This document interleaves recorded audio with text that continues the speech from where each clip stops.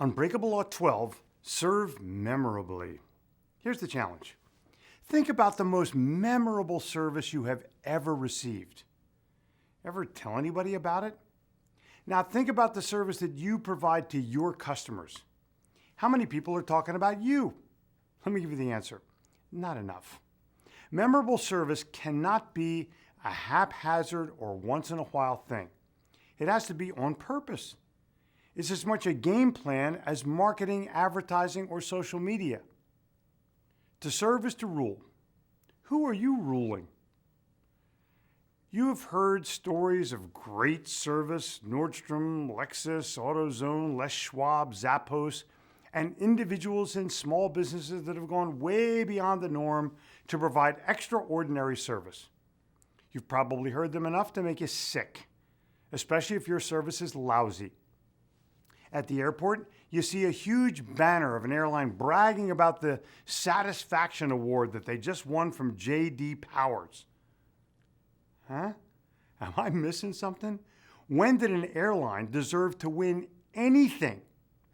Maybe the luggage fee award, but I can't see how anybody who makes a customer wait endlessly on the phone, gets dinged for everything under the sun, be penalized to change a ticket, and stand online for an hour to receive service just to get a boarding pass and charge for a bag or two should be rewarded. Please help me understand the award part of that. But I digress. Time to wake up and realize that things aren't what they used to be. And in spite of what you may hear or read from some economic government genius, it's going to be a long time until things return to the way they used to be, if they ever do. Meanwhile, in the real world, you and I have a job to do, and a business to run, customers to serve, and people to employ, and attitudes or morale to maintain. Some will take these tasks more seriously than others. So now is not the time to point fingers and blame. Now is the time to take responsibility, personal responsibility for the outcome of business success, especially your business success. Whether you own it, sell for it, work in it, or are part of the family of someone employed, now is the time. Here's the reality. There's no handout, bailout, coming in the mail for you. The check is not in the mail. The reality is you're the bailout. I'm the bailout. Together, we are the collective bailout. Here's the reality. Your victory starts with your customer's victory. Without customers, there's no chance of winning. Here's the reality. There are fewer customers, and those that are left have less to spend. Now note, I didn't say nothing to spend. I said less to spend. And now is the time to think service before sales. Here are the elements of your bailout, your survival, your sales, and your success. Success starts with attitude training.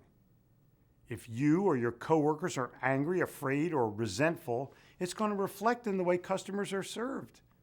It costs nothing extra to be friendly, but friendly is worth a fortune and a reputation. Identify every service opportunity. There's probably less than 25 actual opportunities to serve coworkers and customers. And once you identify them, have a company meeting or meetings to identify best practices and dates to implement new and better service strategies and expressions. Service is an individual, not a company. You serve for yourself first. This is perhaps the most difficult of all points that I'm making.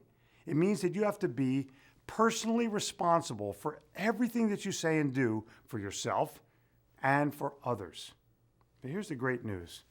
If you start today, you'll be just in time to catch the wave of customers as the economy begins to tick up, or should I say uptick. Either way, the clock is running. Better catch it before it blows by you all the way to your competition. Service is being kind, having a heart, and doing the right thing, the best thing, in favor of your customers. Service leads to sales, if you know how to act and how to ask. Every time a customer calls, it's an opportunity. The only question is, How are you taking advantage of it? Don't answer with a thank you for the call. Tell me how important my call is while you're putting me on hold for the next available agent, or serve me better. Ask me to select from the following 8 options. Give me a break. Selecting from among the following 8 options is not one of my options, and I have the money, and you want the money, and you need the money, so wise up. The last thing employers should cut are sales, service, and training.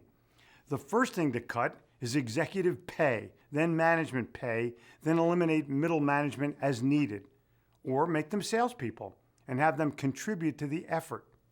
Meanwhile, your customers need help, service, and answers. Your ability to help them in a timely manner and serve them memorably determines your reputation and your fate. Here's how to serve. Start friendly. No matter how they act or talk, don't worry about how you feel, worry about how they feel. Ask them how you can help them the most. Do not tell them what you can't do. Tell them what you can do. Get them to see the solution that you offer or the answer that they need, and that is the one that they're expecting and the one that they're pleased with. Engage them personally during the conversation. Make certain that customers are happy as a result of the call. Follow through on your promises with action and communication. Here's the secret to service success. Keep it short, but get the info that you need to help them. If the customer's angry, keep it real short, but arrange a second call after the complaint is resolved. Tell them that what's going to happen is in their favor and tell them fast. Follow up with the unexpected to set up a sale. I refer to it as +1. Email thanks. Tell them how much you enjoyed talking to them and how much you appreciate their business. Email them back with your ideas or suggestions. Email them back with a solution or your promise to repair, and have a salesperson call after the situation was resolved. Here's a customer reality. I don't want to wait on the phone. I especially don't want to listen to your self-serving messages as I wait. I don't want to stand online. I don't want to be told no. I don't want excuses about why you can't. I don't want to hear about your policy, and I don't want to donate to your charities. I want help. I want yes. I want it fast. Here's the economic reality. When business is down, it's likely that morale is also down. So the best thing to do is invest in attitude training for every member of your team first. When business is down, the best way to get more sales is by creating more friendly human interaction. When business is down, the best way to gain loyalty from existing customers and get more sales, the surest path to survival and growth, is by making service improvements, not service cuts. Okay, so now that you know what to do, what are you going to do about it? What actions are you willing to take? What investment are you willing to make? Do you understand that it's all about customer loyalty, not customer satisfaction? Here's a major clue. Keep in mind that no company ever cut their way to success. The reality is, you cut your way to safety. You have to sell your way to success. If you want to win in this or any economy, you got to be ready to win. Ready with the right attitude, the right information, and the right service heart. How ready are you? If you break this law, if a computer answers your phone, you've broken the law. If you use the word policy, you've broken the law. Start there. The penalty for breaking the law is a twofold loss: loss of reputation and loss of customer. There are very few laws that have a higher penalty, and very few laws that are easier to fix. You don't have to worry about monitoring your bad service. Your customers will do it for you on Facebook and on Twitter. And your job is to fix it and then continually improve it. Now, if you follow the law, your business reputation, both online and person to person, will soar. You'll become known for taking ordinary daily business actions and turning them into pleasant customer surprises. The result is not just more business, it's more loyal customers, more referrals, great reputation, and more profit. Think about that the next time you ask me to select from among the following 8 options. Here's a caution. Even ordinary, even polite service is unacceptable. It will not give you the competitive edge or the business advantage that memorable service will. At the end of any transaction, that's when the customer starts talking to you and about you. And they're going to say one of 5 things about you and what has transpired. Something great, something good, nothing, something bad, or something real bad. And whatever they say leads to the next sale, either at your place or your competition's place. And the cool part is, you choose. Here's another aha. My memorable mantra. Find something personal, do something memorable about it. Here's another aha. Grow from good to great to memorable. And here's the key to implementation. Start with smart, happy people. Then define what is memorable and how everyone can achieve memorability with daily interactions. Southwest Airlines does it with friendly people and humor. Meet with all the senior people and staff to create ideas that wow and gain the permission to wow at the same time.